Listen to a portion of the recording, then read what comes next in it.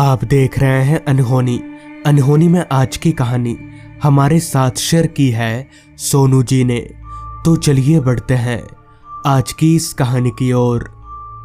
आज से 15 साल पहले मैं भूत प्रेत इन सब बातों को नहीं मानता था, मगर इस घटना के बाद से मैं इन सब बातों पर विश्वास करने लगा। इस घटना ने मेरे दिमाग में एक ऐसी जगह बना ली जिसे मैं आज तक भूल नहीं सका, और आज भी उस घटना को याद करके मेरा पूरा शरीर कांपने लगता है। दरअसल हुआ कुछ यूं था कि एक रात जब मैं अपने कमरे में सोने जा रहा था कि तभी मेरे फ़ोन की रिंग बजी। मैंने फ़ोन देखा तो उस पर मामा जी का कॉल आ रहा था। तो मेरे कॉल रिसीव करते ही मामा जी ने कहा, सोनू, परसों हम लोग पिकनिक मनाने जा रहे हैं, तो तू चलेगा हमारे साथ? असल में मैं जब अगली बार नानी के घर गया था तो मामा जी को बोलकर आया था कि इस बार पिकनिक मनाने आप लोगों के साथ मैं भी जाऊंगा। इस पर मैंने कहा, हाँ मामा जी, मैं जाऊंगा, मैं कल ही वहां आता हूँ। पूरी बात हो जाने के बाद मैंने फ़ोन रख दिया, जिसके बाद मैंने ये बात अपने घर वालों को बताई और कल निकलने की तैयारी करने लगा। हालांकि कल मेरे ऑफिस में थोड़ा काम तो था, तो मैंने तय किया कि मैं कल शाम वाली बस से नानी घर जाऊंगा। फिर अगले दिन मैं ऑफिस गया और ऑफिस के सारे कामों को निपटाकर दोपहर के 3 बजे मैं अपने घर पहुंचा। भले की बात तो ये थी कि मैंने कल रात को ही सारी तैयारी कर रखी थी, तो अभी मुझे उतना कुछ करना नहीं था। मैं जल्दी से रेडी हुआ और घर से निकलकर बस स्टॉप की तरफ चलता बना। मेरा घर बस स्टॉप से 2 किलोमीटर की दूरी पर था, तो मैं 20 से 25 मिनट पैदल चलने के बाद बस स्टॉप पहुंच गया, जहां मुझे पता चला कि गांव जाने की बस शाम के 5 बजे की है और अभी वक्त हो रहा था शाम के 4:30 बजे का। खैर, मैं कर भी क्या सकता था, मुझे आधा घंटा इंतज़ार करना ही पड़ेगा। जिसके बाद आधा घंटा इंतज़ार करने पर बस आकर लग गई। बस के आते ही मैं बस में चढ़कर बैठ गया। मेरे यहाँ से गांव करीब 5 घंटे का सफ़र था, तो मैं रात के 10 बजे तक अपने गांव पहुँच जाऊँगा। बस में बैठने के 10 मिनट बाद ही बस खुल गई और खुलने के साथ ही बस ने काफ़ी रफ्तार भी पकड़ ली। कुछ देर बस चलने के बाद आसमान पर दिन के उजाले की जगह रात के अंधेरे ने ले ली।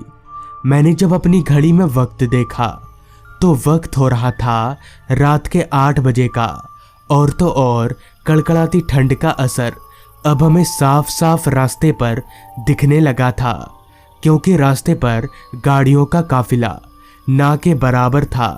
रात के 8 बजे आधी रात की तरह मालूम हो रहा था।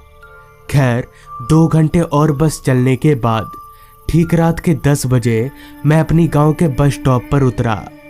तो बस से उतरते ही आसपास के माहौल को देखकर मैं काफ़ी हैरान हुआ, क्योंकि उस पूरे बस स्टॉप पर दूर दूर तक ना तो मुझे कोई आदमी दिख रहा था और न ही एक भी बस, यहाँ तक कि दूर दूर तक कोई दुकान भी खुली हुई नज़र नहीं आ रही थी। इस पर मैंने मन ही मन में कहा, दिन के वक्त तो यहाँ कितना चहल पहल रहता है, मगर रात को देखो सन्नाटा ही सन्नाटा फैला हुआ है। क्या पता मुझे घर जाने के लिए कोई सवारी मिलेगी कि नहीं। ये सोचते सोचते मैं बस स्टॉप से बाहर निकला तो बाहर का माहौल और भी ज़्यादा सुनसान था। अंधेरा तो इतना छाया हुआ था कि मानो ये जगह इस दुनिया में ही ना हो। खैर, बाहर निकलते ही मैं इधर उधर किसी सवारी को तलाशने लगा। इधर उधर नज़र घुमाने पर मुझे कुछ आगे एक ऑटो खड़ा दिखा। उस ऑटो को देखकर मैं काफ़ी खुश हुआ कि चलो अब मुझे पैदल चलकर घर नहीं जाना पड़ेगा। जिसके बाद मैं चलकर उस ऑटो के पास गया तो वहाँ एक ऑटो वाला ऑटो के अंदर बैठा हुआ था। तो मेरे वहाँ पहुँचते ही उस ऑटो वाले ने मुझसे कहा, कहाँ जाना है भाई साहब? उस ऑटो वाले की ऑटो काफ़ी टूटी फूटी सी थी, मगर मुझे उससे क्या, मुझे थोड़ी उसकी ऑटो खरीदनी है, मुझे तो बस घर जाने से मतलब है। तो इस पर मैंने उस ऑटो वाले से कहा, भाई साहब मुझे बंगलापुर गांव जाना है, आप चलोगे क्या? तो इस पर उस ऑटो वाले ने कहा, हाँ बैठिए, क्यों नहीं चलूँगा।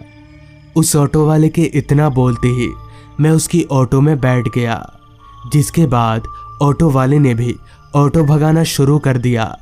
रास्ता इतना सुनसान और अंधेरे में डूबा हुआ था कि ऑटो की हेडलाइट की रोशनी उस अंधेरे के आगे काफ़ी कम पड़ रही थी।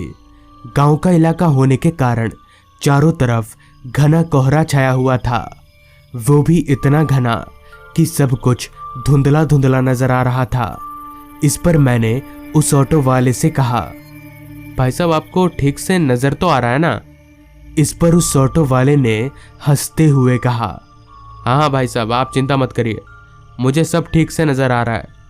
इतना बोलकर उस ऑटो वाले ने ऑटो की रफ्तार और बढ़ा दी। ठंड के कारण मैं पीछे वाली सीट पर दुबक कर बैठा हुआ था। यहाँ से मेरा नानी घर आधे घंटे की दूरी पर था, तो अभी आधा घंटा मुझे और ठंड से जूझना पड़ेगा। ये सोचकर अभी मैं चुपचाप बैठा ही था कि तभी अचानक उस ऑटो वाले के सर से खून टपकने लगा। तो उस ऑटो वाले के सर से खून टपकता देख मैं काफ़ी हैरान हो गया और मैंने उस ऑटो वाले से कहा, भाई साहब आपके सर से तो खून टपक रहा है। तो इस पर ऑटो वाले ने कहा, वो भाई साहब कुछ देर पहले मेरी ऑटो का एक्सीडेंट हो गया था, तो मुझे थोड़ी चोट आई और देखिए ना ऑटो भी कितना टूट फूट गया है। जिसके बाद हम लोग वापस से आगे बढ़ने लगे। अब काफ़ी रात हो चुकी थी, मगर आगे बढ़ते वक्त मेरे जहन में एक ही सवाल दौड़ रहा था कि आखिर इस आदमी को इतनी चोट लगी है तो ये ऑटो क्यों चला रहा है। इस सवाल को मैं ज़्यादा देर तक अपने जहन में रख नहीं सका और उस ऑटो वाले से पूछा, भाई साहब आप घर क्यों नहीं चले जाते, आपको काफ़ी चोट आई है। तो इस पर ऑटो वाले ने कहा, नहीं भाई साहब अब मैं घर नहीं जा सकता। उस आदमी की ये बात मुझे काफ़ी अजीब लगी। अभी हम आगे बढ़ ही रहे थे कि तभी हमें रास्ते के किनारे एक ऑटो दिखा जो कि पेड़ से टकराकर ज़मीन पर गिरा हुआ था और साथ ही उस ऑटो के बगल में एक आदमी भी गिरा हुआ था।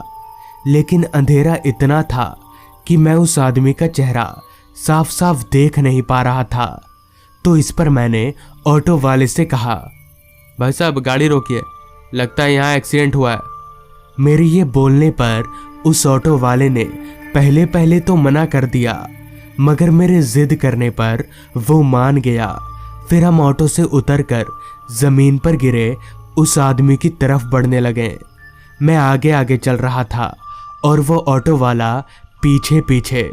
हम चलकर जमीन पर गिरे उस आदमी के पास पहुंचे तो वो आदमी जमीन पर औंधे मुंह पड़ा हुआ था। उस आदमी के आसपास काफी ज्यादा खून फैला हुआ था, लिहाजा मैंने उस आदमी का चेहरा अपनी ओर घुमाया तो उस आदमी का चेहरा देखकर मेरे होश उड़ गए और मेरा शरीर जोर जोर से कांपने लगा। मुझे समझ नहीं आ रहा था कि आखिर ये हो कैसे सकता है, क्योंकि जमीन पर पड़े उस आदमी का चेहरा और उस ऑटो वाले का चेहरा एक ही था। ये देखकर मैंने जब अपनी निगाहें अपने पीछे खड़े उस ऑटो वाले की ओर घुमाई तो मेरा कांपता शरीर जोर जोर से कांपने लगा, क्योंकि अब उस ऑटो वाले का चेहरा पूरी तरह से बदल चुका था और अब उस ऑटो वाले का चेहरा कुचला हुआ नजर आ रहा था। ये देखकर मैं समझ गया कि ये कोई इंसान नहीं बल्कि भूत है। अभी मैं डर के मारे कांप ही रहा था कि तभी उस भूत ने कहा, अभी थोड़ी देर पहले मेरा एक्सीडेंट हुआ था ना, तो उसी वक्त मेरी मौत हो गई थी। इतना बोलकर उस भूत ने एकदम से मेरा गला पकड़ लिया। उसने मेरा गला इतनी जोर से पकड़ा था कि मैंने अपने बचने की उम्मीद खो दी थी और मैंने अपने आप को मरा हुआ मान लिया था कि तभी मेरे ऊपर किसी गाड़ी की हेडलाइट पड़ी तो उस हेडलाइट के थोड़ा करीब आते ही मैंने देखा कि वो एक कार चलकर मेरी ही तरफ आ रही है। उस कार को देखकर वो भूत और उसका ऑटो हवा में धुआं हो गया, जिसके बाद मैं भागकर उस कार वाले के पास गया और उससे मदद मांगी, जिसके बाद उस कार वाले ने मुझे घर तक छोड़ दिया। तो दोस्तों, ये थी आज की कहानी। अगर आपको ये कहानी पसंद आई हो तो चैनल को ज़रूर सब्सक्राइब कर लें। तो मैं आपका दोस्त आर्यन जल्द ही मिलूंगा आपसे ऐसी ही एक कहानी के साथ।